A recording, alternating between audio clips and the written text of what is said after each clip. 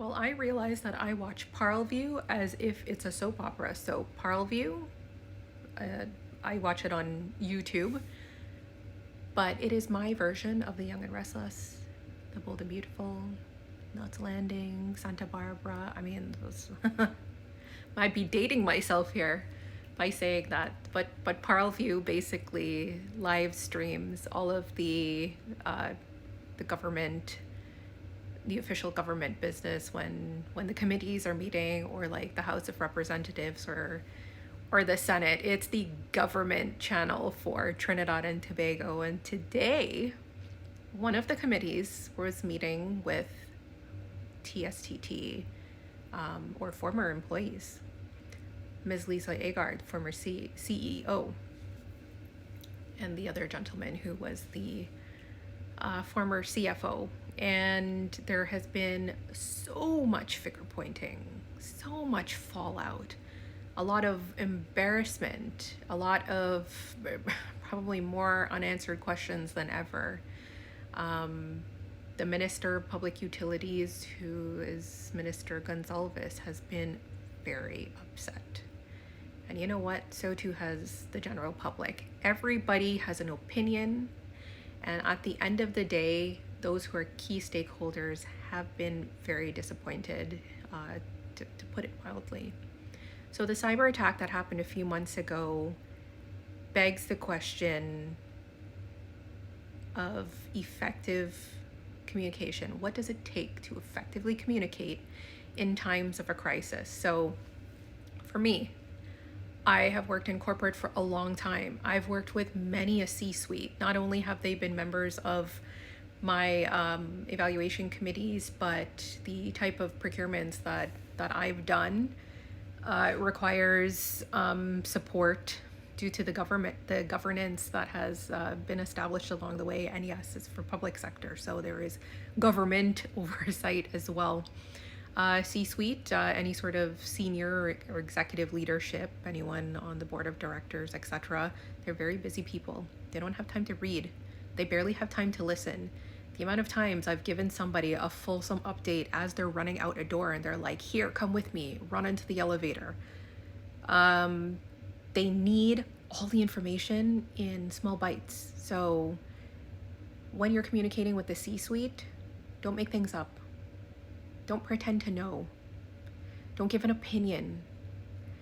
Just because you're lacking information doesn't mean it's necessarily bad. You're still presenting the facts. So stick to the who, what, where, when, why, how.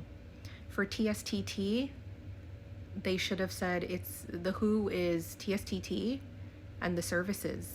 The what? The cyber attack. Okay? And you know, from there on, nobody was asking for them to write a media release, because this is still very much internal information.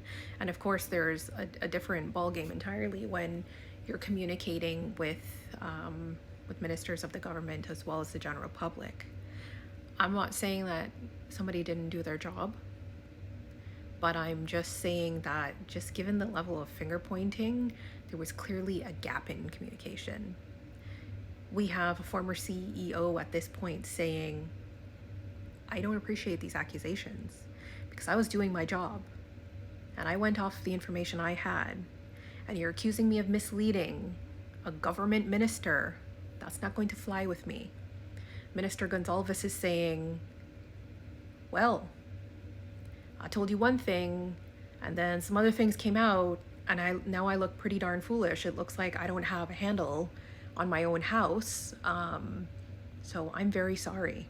And he had to do that in the middle of the government, make official statements. Everybody's getting hauled before committees.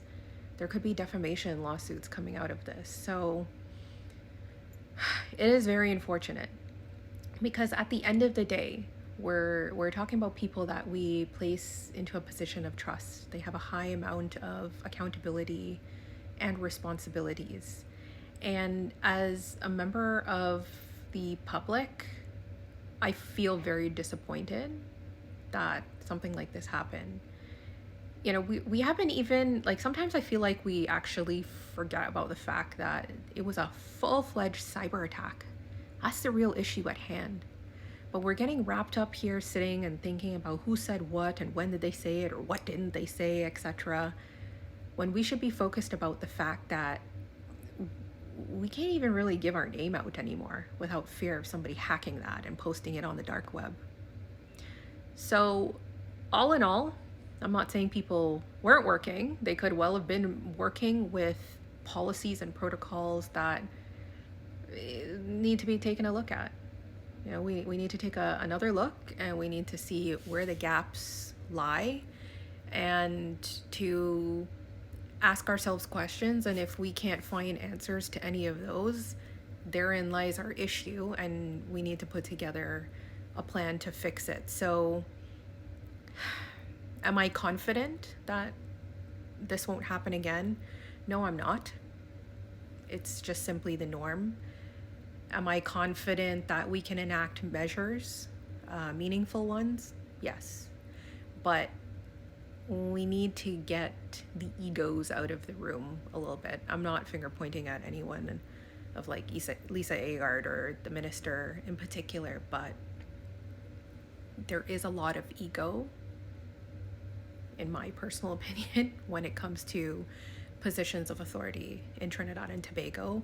And at the end of the day, the people that really need the answers, that are most left in the dark, are the ones who are paying good, hard-earned dollars to get back more questions than they've paid into services for.